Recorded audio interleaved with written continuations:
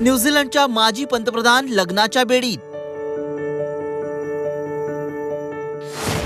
14 वर्षांनंतर संपली लग्नाची प्रतीक्षा।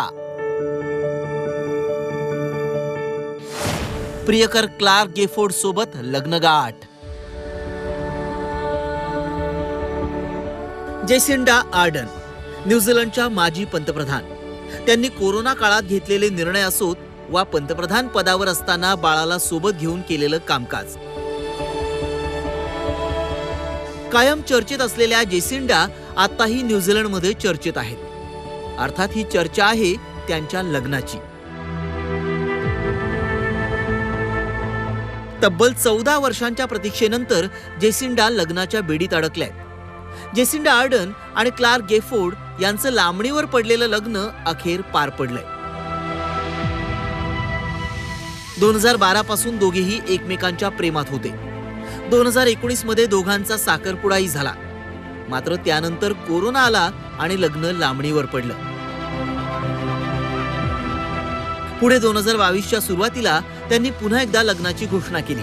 मात्र त्यावेळी ओमायक्रॉनचा प्रसार होत असल्यामुळे न्यूझीलंडमध्ये 100हून अधिक लोकांनी एकत्र येण्यावर निर्बंध लादण्यात आले। परिणामी हे लग्न लांबणीवर पडलं। मात्र आता हे सगळे अडथळे दूर झाले। क्लार्क गेफोर्ड हे 1999 सालापासून टीव्ही पत्रकारितेत आहेत। आता ते न्यूझीलंडमधील आघाडीचे टीव्ही अँकर आहेत। फिशिंग ऑफ द डे हा त्यांचा कार्यक्रम खूपच लोकप्रिय आहे। 2012 साली एका कॉमन मित्रामुळे या दोघांची ओळख झाली। त्यानंतर कार्यक्रमाच्या निमित्तानं त्यांच्या भेटीगाठी होत राहिल्या आणि दोघेही एकमेकांच्या प्रेमात पडले।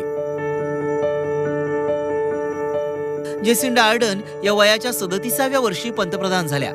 त्यामुळे त्या जगातील सगळ्यात लहान वयाच्या राष्ट्रप्रमुख बनल्या। राष्ट्रप्रमुख झाल्यानंतर त्यांनी एका मुलीला जन्म दिला। त्यानंतर 6 आठवड्यांची बाळंतपणाची रजा घेऊन त्या लगोलग कामावर परतल्या। त्या काळात बाळाला सोबत घेऊन कामकाज करतानाचे अनेक व्हिडिओ आणि फोटो देखील व्हायरल झाले। न्यूझीलंडच्या संसदेपासून ते संयुक्त राष्ट्रसंघाच्या कचेरीपर्यंत सगळीकडे त्या मुलीला घेऊन फिरल्या। महत्त्वाचं म्हणजे लोकप्रियतेच्या शिखरावर असताना आधी ठरवलेल्या निर्णयाची अंमलबजावणी म्हणून त्यांनी आपल्या पदाचा राजीनामा देखील दिला।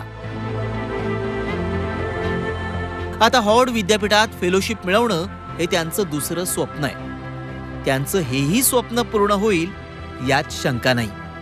ब्युरो रिपोर्ट, झी 24 तास।